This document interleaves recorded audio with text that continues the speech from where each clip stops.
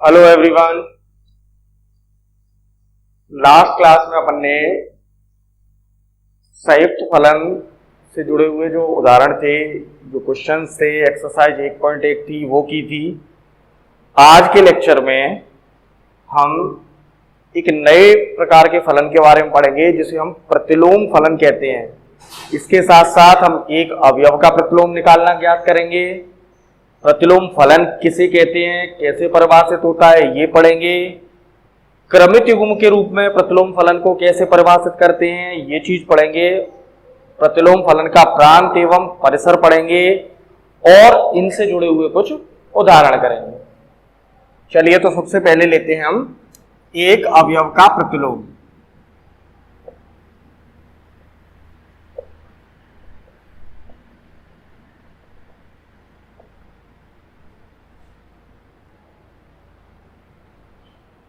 Inverse of a element. Suppose करो अपने पास दो समुच्चय हैं ए और बी, और कैसे हैं, अरिक्त समुच्चय, मतलब इनमें अवयव मौजूद हैं। और ए से बी में एक फलन परिभाषित है एफ, जो ए से बी में परिभाषित है। तो इस फलन के अंतर्गत इस प्रांत ए का कोई अवयव है स्मॉल ए, मतलब इस ए का कोई अवयव है स्मॉल ए, और इस फलन एफ के अंतर्गत इस स्मॉल ए का संबंध बी के एक अवयव स्मॉल बी से है। राइट? तो इस चीज को हम क्या कहते हैं कि स्मॉल ए का प्रतिबिंब स्मॉल बी है, और फलन का नाम क्या है एफ, इसलिए हम इसे क्या कहते हैं, एफ प्रतिबिंब। अगर जी होता तो क्या कहते हैं, जी प्रतिबिंब। अगर एच होता तो क्या कहते हैं, एच प्रतिबिंब। मतलब जो फलन का नाम है उसी टाइप का प्रतिबिंब बोल देंगे बस। असल में क्या कहलाता है, इमेज या प्रतिबिंब। और इसे हम लिखते कैसे हैं, एफ ए बराबर बी। ये चीज हम पहले भी पढ़ चुके हैं फलन में। यहां इस चीज का मतलब क्या है कि इस ए का जो प्रतिबिंब है वो क्या है, बी है। ए प्रांत का अवयव होता है और बी सह प्रांत का अवयव होता है। राइट? अब जैसे ए का प्रतिबिंब बी है, वैसे ही इस फलन एफ के अंतर्गत ही इस बी का पूर्व प्रतिबिंब, प्री इमेज, क्या चीज, पूर्व प्रतिबिंब या प्री इमेज क्या कहलाएगी, ए कहलाएगा। और इस चीज को हम कैसे लिखेंगे, एफ इनवर्स बी बराबर ए। इस पूर्व प्रतिबिंब को ही प्रतिलोम कहा जाता है। इस अवयव बी का प्रतिलोम, या तो इसे पूर्व प्रतिबिंब कह लो या इसे प्रतिलोम कह लो। तो अगर एफ ए से बी में एक फलन है और ए के मतलब प्रांत के किसी अवयव का प्रतिबिंब बी में जो मौजूद है, तो सह प्रांत के या परिसर के उस अवयव का पूर्व प्रतिबिंब प्रांत ए का वो अवयव कहलाता है जिसका कि वो प्रतिबिंब है। राइट? और इसी पूर्व प्रतिबिंब को प्रतिलोम कहा जाता है। क्लियर? अगर बी प्रतिबिंब है या इमेज है तो ए क्या है, पूर्व प्रतिबिंब या प्रतिलोम। ओके? इस चीज को अपन कैसे लिखेंगे कि अगर एफ ए से बी में एक फलन है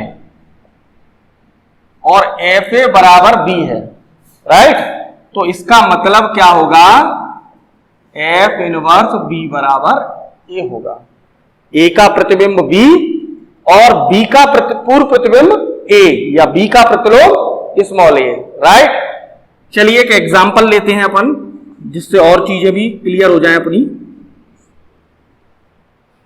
मान लो हमारा एक समुच्चय है ए, मैं यहां एग्जांपल ले लेता हूं। ए है मेरा A1, A2, A3, A4, A5, A6, A7। Right? B मेरा दूसरा समुच्चय है, ये है B1, B2, B3, B4, B5, B6। Okay? ये दो समुच्चय हो गए, इनमें कोई फलन परिभाषित है एफ ए से बी में। जो चीज अभी हम थ्योरी में पढ़ रहे थे उसी चीज को हम एग्जाम्पल से समझ रहे हैं। और कैसे परिभाषित है कि ये तो मेरा ए है और ये जो है मेरा बी है। एफ कहाँ परिभाषित है? ए से बी में। ए के अवयव क्या है? A1, A2, A3, A4, A5, A6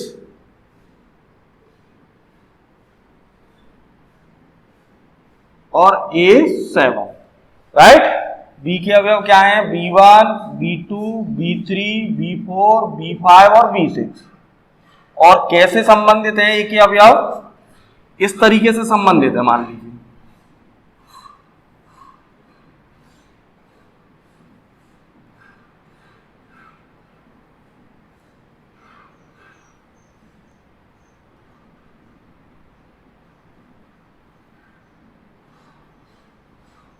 एक अवयव कम कर देते हैं। ये मेरा संबंधित होगा। अगर हम इनके प्रतिबिंब निकालना चाहेंगे तो कैसे आएंगे? देखिएगा जरा।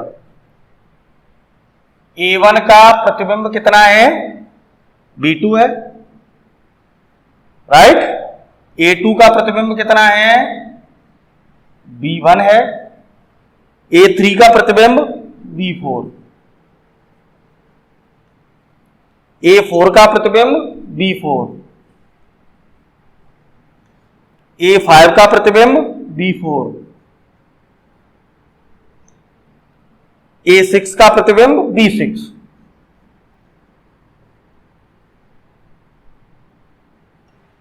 राइट।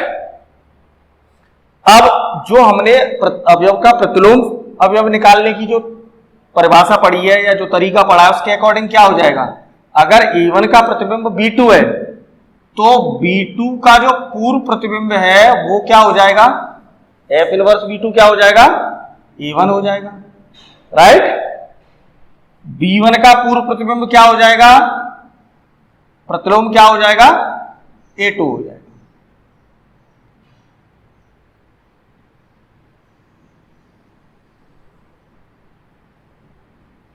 ऐसे ही F इनवर्स B4 क्या हो जाएगा? A3। F इनवर्स B4 अपन A4 को भी कहेंगे। F इनवर्स एक बार B4 के लिए फिर A5 भी आएगा। ऐसे ही F इनवर्स B6 बराबर कितना आएगा? A6 आएगा। अब जरा हम यहां ध्यान से देखें। अब भाई हमें पूर्व प्रतिबिंब निकालने हैं तो पूर्व प्रतिबिंब किस समुच्चय के अवयवों के होंगे? सहप्रांत के अवयवों के होंगे, राइट। तो यहां देखो B1 का जो प्रतिबिंब है अपने पास एक ही अवयव है A2, राइट। B2 के प्रतिबिंब की बात करें तब भी अपने पास केवल एक अवयव मिला है पूर्व प्रतिबिंब या प्रतिलोम के रूप में। मतलब B1 का प्रतिलोम A2, B2 का प्रतिलोम A1, राइट। लेकिन ये जो अवयव है B3, F इनवर्स B3 के रूप में यहां कोई भी अवयव है ही नहीं।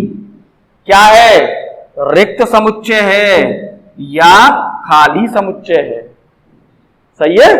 इसका मतलब जरूरी नहीं है कि किसी फलन के अंतर्गत प्रत्येक अवयव का कोई प्रतिलोम विद्यमान हो सकता है कि कोई भी प्रतिलोम विद्यमान नहीं हो, राइट। तो ये जरूरी नहीं है कि किसी अवयव का प्रतिलोम आवश्यक रूप से होना ही चाहिए। देखिए यहां एग्जांपल में B3 का कोई भी प्रतिलोम नहीं है।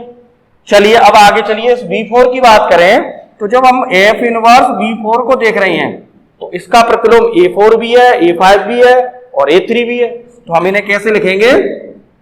A3, A4, A5, right. तो ये भी जरूरी नहीं है कि किसी भी अवयव का प्रतिलोम केवल एक ही अवयव हो, एक से ज्यादा अवयव भी हो सकते हैं, राइट। तो कहने का मतलब यह है अपना कि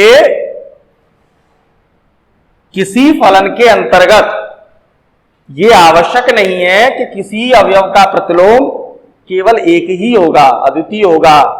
एक से ज्यादा भी हो सकते हैं, एक हो सकता है और यह हो सकता है कि कोई प्रतिलोम मौजूद ही नहीं हो। ओके।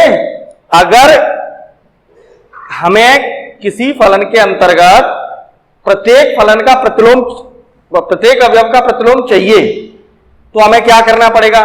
हमें फिर उस फलन को एक एक ही आच्छादक बनाना पड़ेगा। केवल उस फलन के हर एक अवयव का प्रतिलोम मौजूद होता है जिसका जो कि एक ही आच्छादक फलन हो। ये कैसा फलन है? ये बहुएकी अंतरक्षेपी फलन है। तो इसके सभी अवयवों का प्रतिलोम मौजूद नहीं है। जब तक किसी फलन का हर एक अवयव का प्रतिलोम केवल उसी फलन के लिए होता है जो कि आच्छादक हो। जब तक आच्छादक मौजूद नहीं होगा, पूरा सहप्रांत आच्छादक नहीं होगा, पूरे सहप्रांत के सभी अवयव कवर्ड नहीं होंगे, तब तक हर एक अवयव का प्रतिलोम नहीं होगा। तो असल में ये जो चीज है कि किसी अवयव किसी फलन के अंतर्गत सहप्रांत के अवयवों के कितने प्रतिलोम होंगे, एक होगा, एक भी नहीं होगा, या एक से ज्यादा होगा, ये किस पे डिपेंड करता है? फलन के प्रकार पे, कि फलन किस टाइप का है। राइट? अगर फलन एक ही है तो हर एक अवयव का एक ही प्रतिलोम होगा।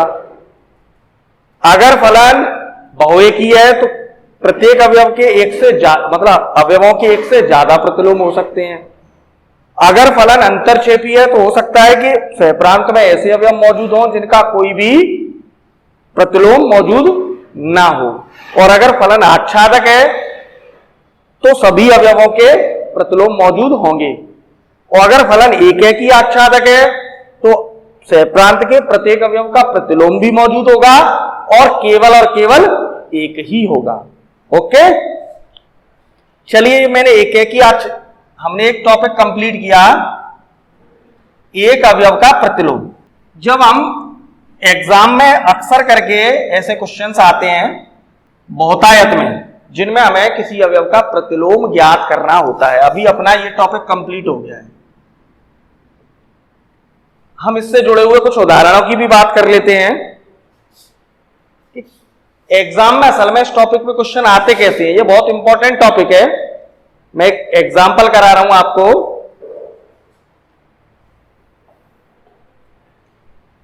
एग्जाम्पल नंबर है अपना 7वां एग्जाम्पल है, और यहां एफ दे रखा है आर से आर, एफ एक्स दे रखा है x square plus 5x plus 9, और हमसे क्या पूछा गया है? एफ इनवर्स 8 और एफ इनवर्स 9। ये दो चीजों की हमसे वैल्यू पूछी गई है। असल में हमसे क्या पूछ रहा है? हमसे इस एफ के अंतर्गत इस सहप्रांत आर में मौजूद इन अवयवों 8 और 9 के प्रतिलोम पूछे गए हैं।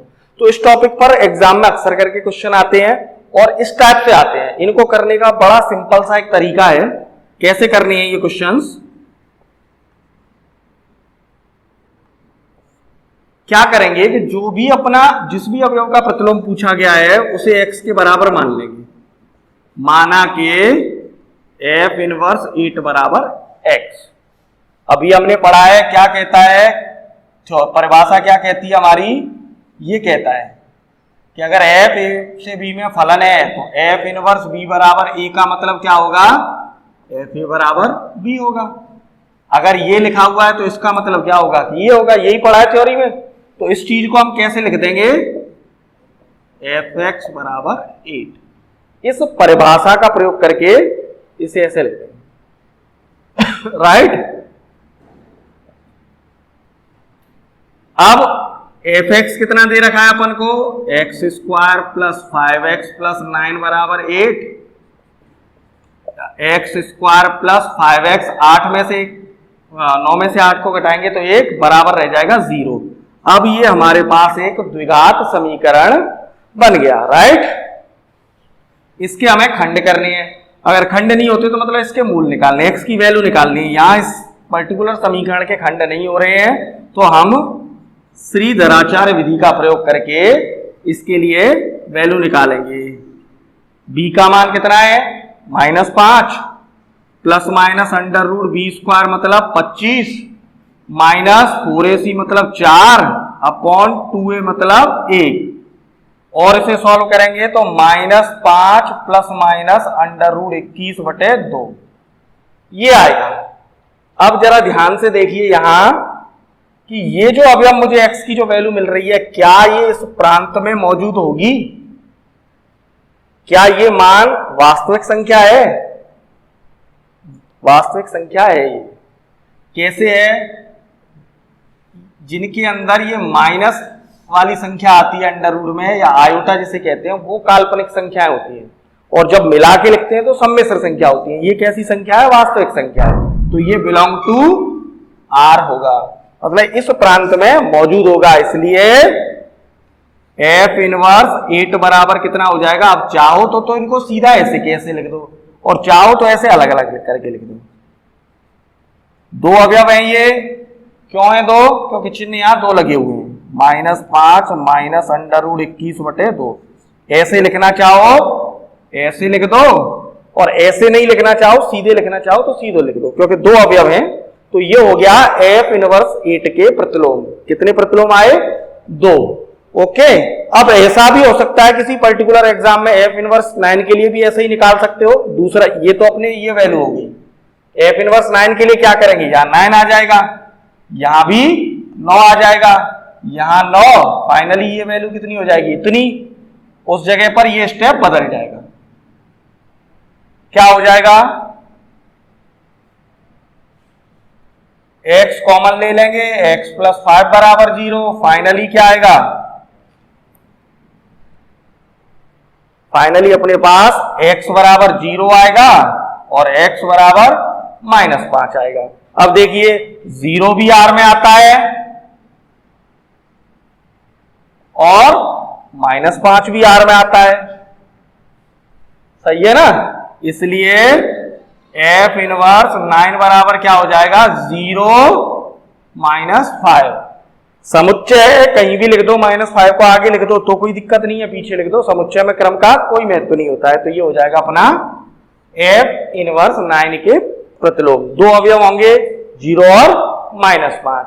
इसका मतलब सिंपल सा ये है कि जब हम इस फलन को परिभाषित करेंगे r से r में, तो 0 और -5 ये दोनों किससे जाके जुड़ेंगे? 9 से जुड़ेंगे। ये मतलब है इसका। ऐसा भी हो सकता है कि किसी अवयव का प्रतिलोम ना आए। एक एग्जांपल और मैं करा देता हूं जिसमें ऐसा होगा। एग्जांपल नंबर 8 है अपना। f दे रखा है r से r में, और fx दे रखा है x² + 1। इसमें भी हमसे दो अवयवों के प्रतिलोम पूछे गए हैं, एफ इनवर्स -5 के और एफ इनवर्स 26 का। इन दोनों के प्रतिलोम पूछे गए हैं। सिमिलर प्रोसीजर है जैसे अभी हमने पिछले एग्जांपल में किया था। क्या करेंगे? माना कि एफ इनवर्स -5 बराबर x, और इसका मतलब एफ एक्स बराबर क्या हो जाएगा? -5। एफ एक्स कितना है? x² + 1 बराबर -5, या x² बराबर कितना हो जाएगा? -6, या x बराबर ± √-6। क्या ये वास्तविक संख्या है? नहीं है। तो क्या लिखेंगे? Not belong to r। और इसलिए एफ इनवर्स -5 के लिए प्रतिलोम क्या आएंगे? खाली समुच्चय या रिक्त समुच्चय।